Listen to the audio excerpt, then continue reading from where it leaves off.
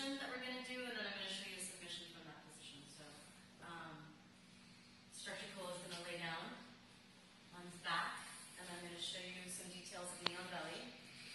So when you're doing knee on belly, like a lot of times you see this, that you want to make sure that your knee is up, and I want to make sure that the second foot is in line with the shoulders, because that way I'm the most stable. And I want to be using this foot to push my knee into his belly. Now, I'm doing this to be nice, but if this is a real fight, I want to make him as uncomfortable as possible. So I'll actually have my knee on his ribs or in his sternum, and that's, you can see, even by his face right now, how uncomfortable he is. So I'm just going to go back down here because, of course, I don't want to hurt him since we have to train tomorrow. And I'm going to grab the lapel, and I'm going to grab the knee on the inside, and I'm pulling here, and I'm pushing with my knee. So this is a really strong position. It really increases the pressure.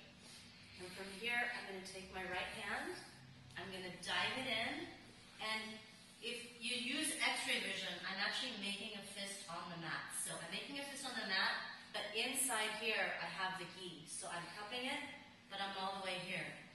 Not only that, but if you look here at the blade of my arm, where my thumb is, this is going to be connected to his neck. So I want to make sure that that blade is connected. I'm going to pull the gi and get that nice fist right on the mat. So I have a good connection with the neck, and I have that blade right against there, and my hand's deep, so it's underneath, it's almost underneath his neck.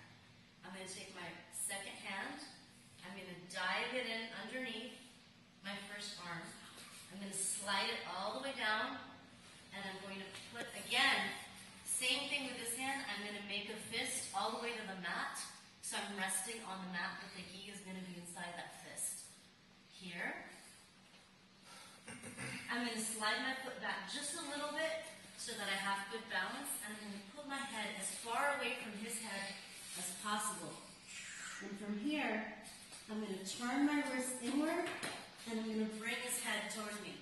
It's a very tight choke. You can see, like, even before I finish describing it, he's tapping. So one more time. I'm going to get into that nice knee on belly position, foot in line with the shoulder. I'm going to be driving pressure here into his belly, or if I'm really trying to hurt him, control him into his ribs. I'm going to take his hand all the way in, make sure I connect my rib, the blade of my arm with his neck.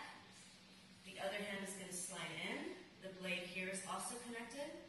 I'm going to slide my foot back just a little bit, head to the mat as far away as I can. And then when I turn the key and I bring him towards me, I'm actually going to try to bring his head towards me as I turn my wrists. So when I talked about turning the key, what I'm doing is I'm basically turning my wrist this way, so the blade is definitely connecting on either side of his neck. And you can see that's a really effective